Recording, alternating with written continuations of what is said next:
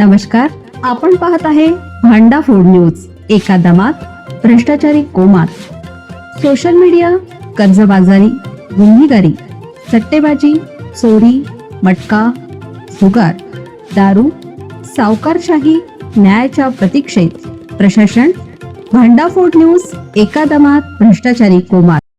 Tukaram Munde effect. बाजारपेठेतून सुट्टे तेल गायब, डेअरी व्यावसायिक अस्वस्थ. अवघ्या 15 दिवसात महाराष्ट्रातील भेसळखोरांचे धाबे दणाणले. राज्यात अन्न व औषध प्रशासनाच्या आयुक्त पदाची धुरा तुकाराम मुंडे यांनी हाती घेताच अवघ्या 15 दिवसात संपूर्ण महाराष्ट्रातील भेसळखोरांचे धाबे दणाणले आहेत.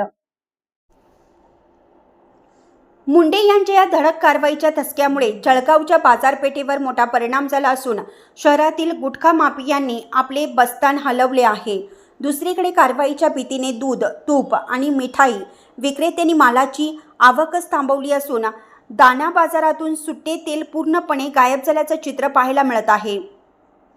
अन्न व औषध प्रशासनाच्या आयुक्तपदावर तुकाराम मुंडे यांनी पदभार घेतल्यानंतर दूध, पनीर, तूप आणि दुग्धजन्य पदार्थातील भेसळीवर छापेमारी झाली.